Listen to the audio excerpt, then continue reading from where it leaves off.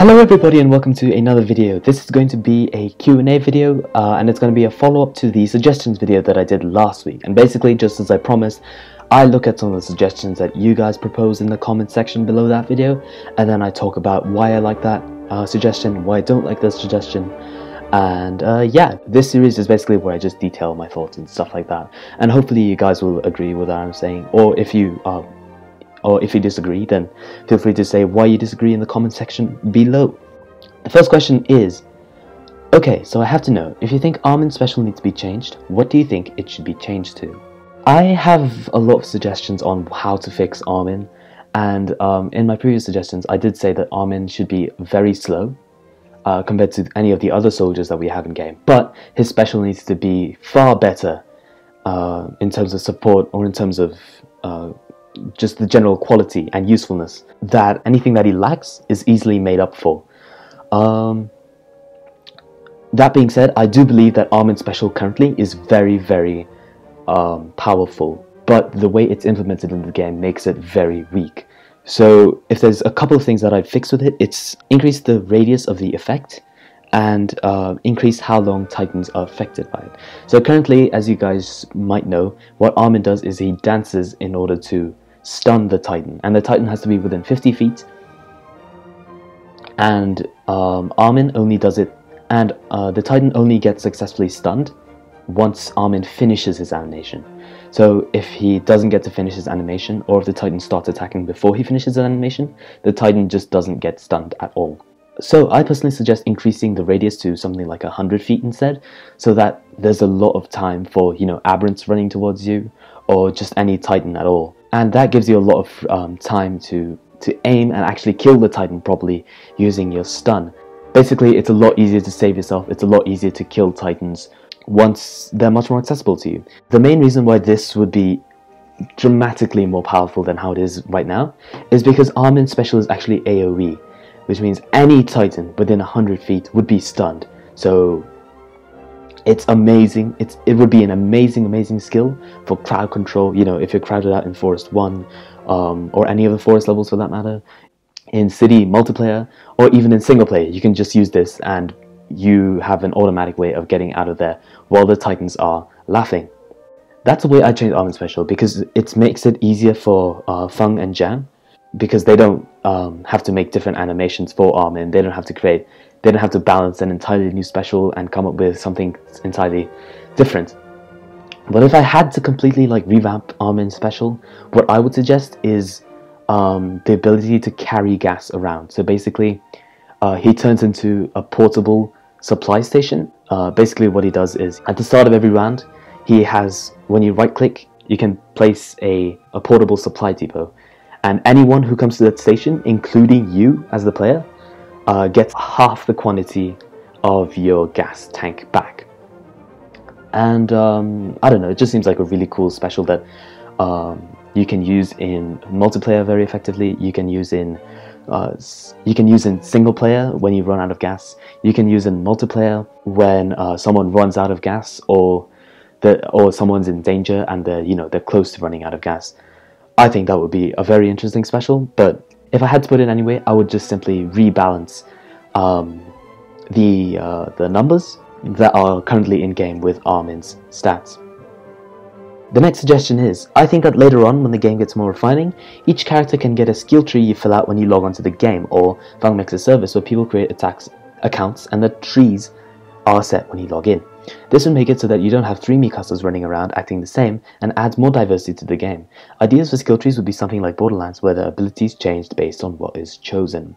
I don't like this idea. I'll say it right now, I don't like this idea. First reason is it takes up a lot of Feng's server space, and stuff like that doesn't come in cheap for, you know, someone who's running a tribute game after all. So yeah, because of that, it would just introduce limits not only to the game but also to this system, which in turn would just make the system feel incomplete rather than an addition, a valuable addition to the game. On that count, it would be detrimental to the game. Secondly is, I would say that rather than not having 3 Mikasas running around acting the same, you just don't have 3 Mikasas running around at all. So basically, the way I would add diversity to the game is by adding new characters that have varied stats, you know.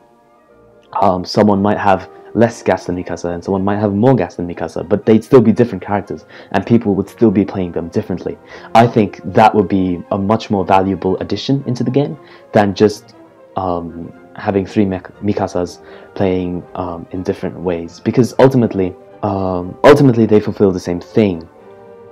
But I think that the game would be much better if you could really identify with a specific character and say, yes, I am a Mako player, or yes, I am a Levi player, mainly because I love his speed, I love his special, and so on and so forth. You know, you can list the reasons why he or she is your character specifically, and that I think is a very, very powerful connection that the player can forge with the game.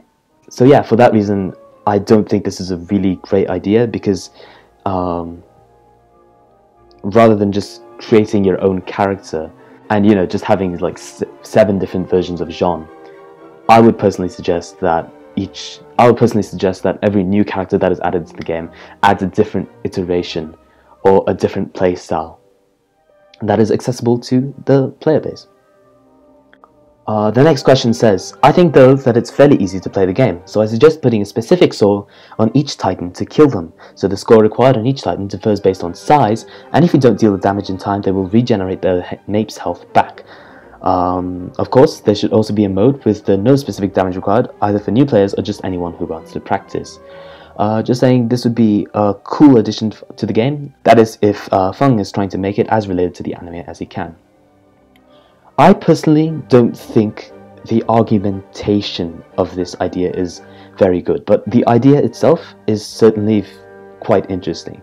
The reason why I don't like the argumentation is because in the anime, Titans actually have the same nape size. So a 3-meter Titan has the same hitbox basically as a 15-meter. It's I believe it's 1 meter long and 10 centimeter wide, and if you cut somewhere within that, regardless of which type of Titan it is, then the Titan should die. So the specific damage doesn't really play into that idea very well, but where I really like the idea is when you start thinking about different hitboxes. So imagine if Feng decides to add not only eye hitboxes like what's currently in game, but also, you know, hitboxes in your Achilles heel or hitboxes on the Titan's shoulder blades, and if you slice them, then the Titan suddenly can't move or suddenly can't do grab attacks anymore. But the only way that would work is if you have to pass a damage threshold. So say if you want to hit the shoulder, you have to get more than I don't know, like 50 damage to the shoulder in order to stop the Titan from using that arm at all. So in that sense, I really like this idea, but in terms of actually killing the Titan, I feel it's a bit of an overkill. There's much better ways of increasing difficulty, and in my opinion, this isn't really it. The next suggestion asks for the ability for each character to get out of the grab 2 times. Why? For kitten's sake, I am 10 meters away and I still get grabbed. It's ridiculous. I sympathize with you, because this happens to me all the time. Like, I'm ages away from the Titan's hand and I still feel that I've been unjustly grabbed, or, you know, the hitbox for the attack, the hitbox for windmill, for example, just feels huge. So yeah, I sympathize with you, but I don't think the fix is to give all of the characters escape from grabs twice. In fact, that's probably the worst way to go around it, because when you think about it, the hitbox of the Titans is really just a bug, and if Feng can fix that bug, then there's no reason why any character should have an escape from 2 grabs, because in the anime, and this is shown especially well in the anime, you're basically paralyzed by fear whenever a Titan grabs you. Basically you almost have no response. You're just gripped by the fear and by the Titan, but more importantly by the fear. So yeah, you know, just the ability to just escape from a grab is kind of silly in my opinion. And instead I suggest something a little different. Basically, I was talking about hitboxes earlier. Well, what if we put hitboxes onto hands? So that basically just as the Titan reaches out towards you to grab you, if you time it perfectly, then you can slice the Titan's fingers so that it doesn't grab you. I think that would be a much more valuable addition than just escaping from a Titan's grabs, because not only does it encourage skillful timing, but it also means that you have to be aware of what the Titan's doing. You have to be well acquainted with Titan animations and stuff like that. You really have to be skilled. You really have to be experienced with the game in order to do this properly. And at the same time, it will be really, really useful to avoid Titan grabs without having to play as Jiang or Eren. Someone in the comments actually mentioned something like this. They said, for example, if you are using Levi's special and you get grabbed halfway through, should it not cut out of the Titan's hands and maybe stun the Titan as it heals? It would kind of make Jiang's special useless, so he would have to be given something else. That last bit is kind of unnecessary in my opinion, especially the stun the Titan, especially stunning the Titan and then giving Jiang a new special, because like I said, you do have to know the Titan's animations really well. You do have to be very well experienced with the game, and you have to be good at timing in general. So yeah, Levi does have that advantage because his spinning special would be very, very useful at slicing the Titan's finger hitboxes. And the same thing goes with Petra. Basically, those two characters' specials would be very effective at stopping them from being grabbed. But like I said, timing would be everything, because if someone uses the special at the wrong time, then they're probably just going to get grabbed anyway. And really, the truth is, how many times are you going to start spinning just because you saw a Titan trying to grab you? Chances are you got close to the Titan by using the special in the first place. So yeah, in my opinion, this skill wouldn't be that overpowered at all, and it would create a lot more interesting dynamics between Titan and player. Next suggestion is, if Sasha ever gets a potato launcher, Feng, make it happen.